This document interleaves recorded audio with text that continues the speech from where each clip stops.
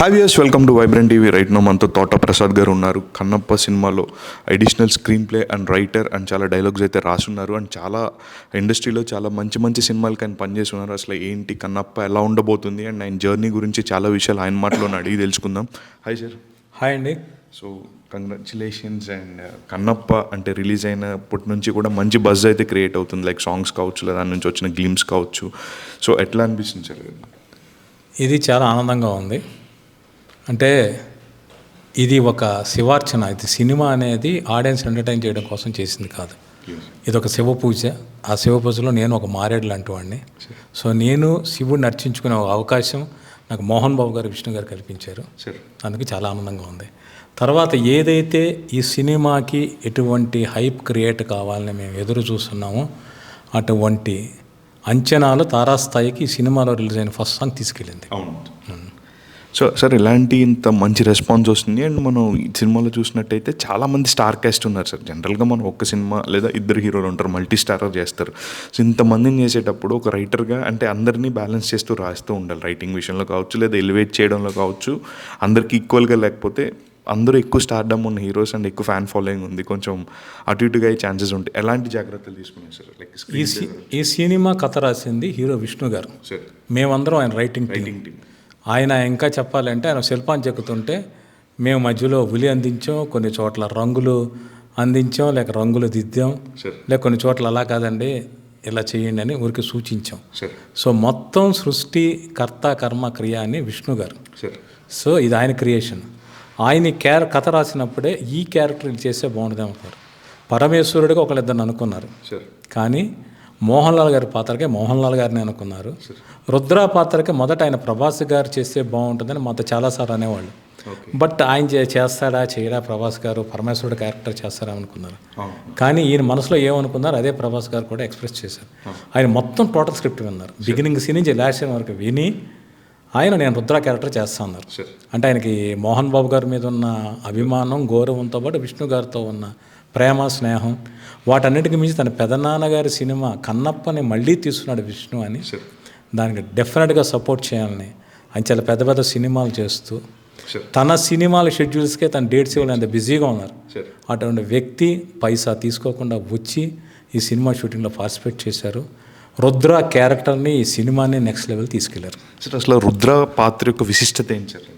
ఒక మాటలో చెప్పాలంటే అంటే మీరు ఆయన ప్రభాస్ గారి క్యారెక్టర్ క్యాప్షన్ ఒకటి ఉంటుంది, ప్రళయకాల రుద్రుడు, త్రికాల మార్గదర్శకుడు, శివాజ్ఞ పరిపాలకుడు. సో అక్కడే ఒక మార్గదర్శకుడు. మనం ఎప్పుడు దేవుణ్ణి ఏంటి మన దిక్కుతోచని పరిస్థితుల్లో ఉన్నప్పుడు ఒక దారి కోసం, ఒక వెలుగు కోసం, ఒక దీపం కోసం ఎదురు చూస్తాం. అటువంటి కాంతి రేఖ ప్రభాస్ గారి పొజిషన్ రుద్ర. సినిమాలో చాలా కీలకమైన సన్నివేశంలో క్యారెక్టర్ ఎంటర్ అవుతుంది. అక్కడి నుంచి సినిమా నెక్స్ట్ లెవెల్కి వెళ్తుంది. ఆయన మాట్లాడే ప్రతి మాటలో చాలా లోతు ఉంటుంది, అర్థం ఉంటుంది. ప్రతి మాట బుల్లెట్ ఫిరంగి గుండులా పేలుతుంది. ఒక మీ మాటల్లో అర్థమవుతుంది అంటే ఎంత బాగా వచ్చింది సినిమా అని. ప్రభాస్ గారి క్యారెక్టర్ కావచ్చు, లేదా అన్ని క్యారెక్టర్స్ కూడా ఇదే లెవెల్లో వచ్చాయని చెప్పేసి. ప్రభాస్ గారి క్యారెక్టరే కాదు, మొత్తం సినిమా కూడా ఒక ట్రాన్స్లోకి తీసుకెళ్తుంది. ముఖ్యంగా 2-3 శతాబ్దాల కాలం నాటి ఒక అడవి ఎలా ఉండేది, ఆ గుడాలు ఎలాగుండేవి, ఆ ప్రకృతి సౌందర్యం ఎలా ఉండేది ఈ సినిమాలో మొదటి నుంచి తీసుకెళ్తూ ఉంటుంది. ఇది కన్నప్ప ఒక శివుడికి భక్తుడి మధ్య ఉన్న కథ కాదు. కన్నప్ప అనే ఒక ఆట యొక్క యోధుడు, ఒక నాస్తికుడు, పరమేశ్వరుడు భక్తుడిగా ఎలా మారిపోయాడు అనే ఒక ప్రయాణం. ఇంకా స్పష్టంగా చెప్పంటే కన్నప్ప బయోపిక్ ఇది. సో ఆ ట్రావెల్లో అదనుకున్న రకరకాల బంధాలు, బాండింగ్స్, మిగిలిన క్యారెక్టర్స్ ఉన్న ఎమోషన్స్ అన్ని సినిమాలో మనం చూస్తాం. అంటే మనకి జనరల్గా ఆడియన్స్ పర్స్పెక్టివ్ నుంచి చూసుకున్నప్పుడు పోస్ట్ కోవిడ్ వచ్చేసరికి సినిమాలు చూసే విధానం కానీ, లేకపోతే తీసే విధానంలో కానీ చాలా మార్పులు వచ్చాయి. ఎందుకంటే వరల్డ్ సినిమాని పీపుల్ ఆర్ ఎక్స్ప్లోర్ చేస్తున్నారు. సో అలాంటి టైంలో మనం ఒక సినిమా తీస్తున్నారు, దట్టు ఇచ్చే బయోపిక్ అన్న మీరు అన్నారు. అండ్ దానికి ఇలా విఎఫ్ఎక్స్ చాలా హ్యూజ్గా ఉంటుంది. ఇలాంటివి చేసేటప్పుడు చాలా జాగ్రత్తలు తీసుకోవాలి. ఎందుకంటే 1% తేడా వచ్చినా సరే అది వేరేలా కన్వర్ట్ అయిపోతుంది. సో ఇలాంటి విషయంలో విష్ణు గారు ఎలాంటి జాగ్రత్తలు తీసుకుంటారు? అంటే బేసిక్గా నేను చెప్పేది ఒకటి, కోవిడ్ ముందు కోవిడ్ తర్వాత మీరంటే నేను ఒప్పుకుంటాను, స్టోరీ టెల్లింగ్లో మార్పు వచ్చింది. టెంప్లెట్ స్క్రీన్ ప్లేలో, టెంప్లెట్ స్టోరీ టెల్లింగ్లో, ఫార్ములా సినిమాలు చూడడానికి ఆడియన్స్ ఇష్టపడడం లేదు. But at the same time emotions అనేది వాళ్ళలో ఏ మాత్రం కూడా తగ్గల. ఒక తండ్రి మీద అదే గౌరవం ఉంటుంది, అవును. అదే అభిమానం ఉంటుంది, Exactly. ప్రియురాల మీద అదే ప్రేమ, అదే ఆశ, అదే కోరిక ఉంటుంది, స్నేహితుడితో అదే బంధం ఉంటుంది, తన జనం కోసం నిలబడాలని ఒక నాయకత్వ ధీరత్వ లక్షణాలు అలాగే ఉంటాయి, అవసరమైనప్పుడు త్యాగం చేసే బుద్ధి అలాగే ఉంటుంది, ఒక సాహసం, ఈ క్వాలిటీస్ మారం. ఆ ఎమోషన్ ఎలా చెబుతాం అనేది తేడా. సో ఆ ఎమోషన్స్ అన్నీ ఈ జనరేషన్ ఆడియన్స్ నడిచేట్టు, ముఖ్యంగా చెప్పాలంటే పోస్ట్ కోవిడ్ ఆడియన్స్ అందరికీ, ఆడిటోరియం అందరికీ నచ్చేలా ఈ సినిమా ఉంటుంది. ఇది ఫస్ట్ పాయింట్. సార్ జనరల్గా మీరు ఆల్మోస్ట్ చాలా ఎక్స్పీరియన్స్డ్ రైటర్, మీరు చాలా పెద్ద పెద్ద సినిమాలన్నీ రాసున్నారు. అండ్ యాజ్ వెల్ యాజ్ ఇప్పుడు ప్రజెంట్ అయితే కన్నప్పకి బాగా వర్క్ చేశారు, కష్టపడ్డారు. అండ్ విష్ణు గారు ఈ కథ ఇచ్చి అన్ని డెవలప్మెంట్లో మీరు పార్ట్ అయి ఉన్నారు. సో జనరల్గా ఒక రైటర్గా మీకున్న అనుభవంతో విష్ణు గారికి చెప్పినప్పుడు ఆయన దగ్గర నుంచి సపోర్ట్ ఎట్లా ఉండేదండి? అంటే ఇప్పుడు ఇది విష్ణు గారి డ్రీమ్ ప్రాజెక్ట్, ఇది ఆయన బిడ్డ, ఇది అవును సార్. ఆయన చాలా అపురూపంగా పెంచుకున్నారు. అంటే ఇంకా చెప్పాలంటే ఏంటంటానంటే ఆయన పాత్రలో తాదాత్మ్యతం చెందారు, మమేకం అయిపోయాడు ఆయన. నేను ఫస్ట్ కలిసినప్పుడు అక్కడ నాకు బాగా గుర్తు, క్లైమాక్స్ ఎలా పెర్ఫామ్ చేయాలో నాకు తెలుసు, మిగిలిన క్యారెక్టర్ గురించి బిహేవియర్ గురించి ఆలోచిస్తున్నాను. నేను ఒకసారి షాక్ అయ్యాను, షూటింగ్ మొదలు కాల, స్క్రిప్ట్ పూర్తి కాల, ఈయన ఏంటి ఎలా మాట్లాడుతున్నాడు, డైరెక్ట్ క్లైమాక్స్ ఎలా పెర్ఫార్మెన్స్ చేస్తాను నాకు తెలుసు అన్నాడు ఆయన. నేను ఏంటి నాకు కొంచెం ఎలా మాట్లాడుతున్నాను, కానీ ఎప్పుడైతే స్క్రీన్ మీద ఆయన చూశాను, నాకు చూసిన ప్రతిసారి కళ్ళం నీళ్ళు వచ్చాయి. ఆయనే తినడు, ఆయనే కన్నప్ప అనుకుంటే శివుడిని ఎంత ప్రేమిస్తాడు, ఒక చంటిబిడ్డ ఎలాగ ఉంటాడు. మీరు సాంగ్ చూడండి, భార్య పక్కన ఉన్న ఆకాశంలోకి చూస్తున్నాడు, అన్నం ముద్ద కూడా శివుడే, ఆకాశంలో మబ్బు శివుడే. ఇలాంటి ఆ శివుడి పాత్రలో ఐక్యమైపోయి లీనమైపోయి అంత గొప్పగా ఆయన నటించాడు. ఇది ఆయన బెంచ్ మార్క్ పెర్ఫార్మెన్స్. సో ఆయన ఈ సినిమా చేసినప్పుడు నేనే వెళ్ళి అడిగాను ఆయన, నేను వేరే ప్రాజెక్టులు అప్పగించారు నాకు, సార్ నాకు కన్నప్ప చేయాలనుంది విష్ణు గారు అని అడిగితే ఆయన డెఫినెట్గా అని వెల్కమ్ చేశారు. మోహన్ బాబు గారు కూడా బ్లెస్ చేశారు. అలా నేను కన్నప్ప ప్రాజెక్ట్లోకి ఎంటర్ అయ్యాను. ఎంటర్ అయిన తర్వాత నాకు పర్సనల్గా ఇలాంటి సినిమాలు అంటే చాలా ఇష్టం. అంటే లవ్ స్టోరీస్ అనేది వేరే లెవెల్. అంటే నాకు పర్సనల్గా మన చరిత్ర, మన సంస్కృతి, మన భాష గురించి చెప్పి ఏ సినిమాలో నాకు ఇష్టం. అంటే పీరియాడికల్ స్పాన్ ఉన్న సినిమాలు, ఫ్యాంటసీ ఉన్న సినిమాలు, ఇలాంటివి చెప్పడం నాకు చాలా ఇష్టం. At the same time crime thrillers కావచ్చు, కమర్షియల్ సినిమాలు కావచ్చు, అవన్నీ కూడా నేను పనిచేస్తాను. కానీ ఏంటంటే ఇటువంటి విషయాల మీద ఇంకొంచెం ఎక్కువ ఆసక్తి.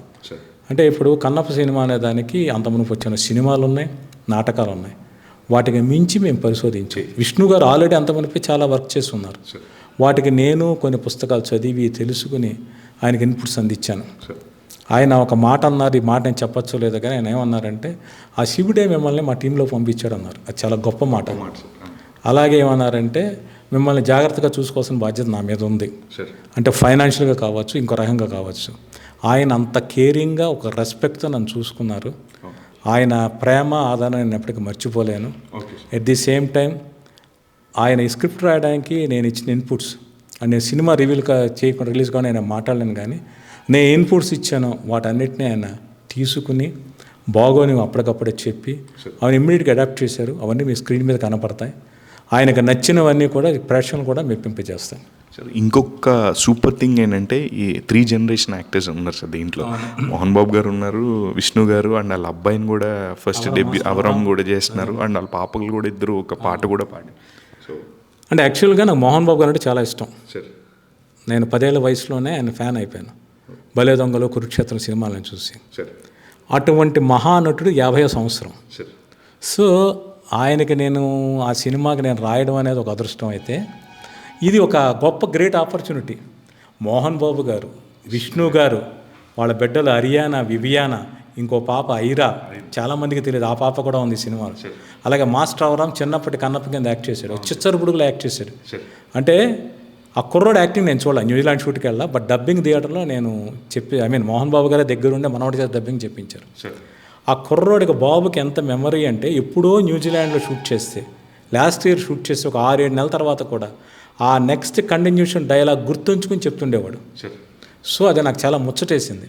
డెఫినెట్గా అంటే ఆ లెగసీని కంటిన్యూ చేస్తాడు మాస్టర్ అవరామ్ అని నాకు అనిపించింది. ఆబ్వియస్లీ సార్, మోహన్ బాబు గారు అంటేనే ఆయన డైలాగ్ డెలివరీ కావచ్చు, ఆయన చెప్పే డైలాగ్స్కి అండ్ డిక్షన్కి చాలా అమ్మాయిలు ఉంటారు. తెలుగు ఆయన మాట్లాడినంత స్పష్టంగా కూడా ఎవరు అంత మాట్లాడలేరని కూడా అంటుంటారు. ఆయన చెప్పారు మోహన్ బాబు గారు, నా బిడ్డలకు కూడా నేను దగ్గరుండి డబ్బింగ్ చెప్పించలేదు, నా మనవడి దగ్గరుండి డబ్బింగ్ చెప్పిస్తున్నా అనేసి ఆయన చాలా ముచ్చటపడ్డారు. అంటే తెలుగు భాష తప్పు, దాని మనవడైనా కూడా ఎంత ముద్దు ముచ్చట ఉన్నా, చిన్న తెలుగు మాట తప్పు దొరికినా ఆయన సరిచేసి దగ్గరుండి ఓపికగా చెప్పించారు. అది సార్. సో ఆ బాండింగ్ కళ్ళారా చూడడం అనేది, అంటే ఈ డబ్బింగ్ థియేటర్లో కావచ్చు, అవన్నీ కావచ్చు, రేపు స్క్రీన్ మీద మోహన్ బాబు గారు, విష్ణు గారి పిల్లల్ని 3 జనరేషన్స్ని ఆయన 50వ సంవత్సరం కానుకగా విడుదలవుతున్న ఈ సినిమాలో చూడడం ఆడియన్స్ కూడా ఒక ఐ ఫీస్ట్, ఒక మెమరబుల్ ఈవెంట్. అండ్ ఫ్యాన్స్కి అయితే ఇంకా పండగ. అవును, ఖచ్చితంగా. సార్ ఇప్పుడు మీ పర్సనల్ దానికి వచ్చినప్పుడు ఆల్మోస్ట్ మీరు చాలా ఇయర్స్ అయింది అండ్ చాలా సినిమాలు చేసి ఉన్నారు అండ్ జర్నలిస్ట్గా కూడా మీ ప్రయాణం ఉంది. సో ఇంత సుదీర్ఘ అనుభవం ఉన్న మీరు, అంటే మీకు బాగా సాటిస్ఫై చేసిన సినిమా ఏంటంటే అపార్ట్ ఫ్రమ్ కన్నప్ప అయితే what did you can say?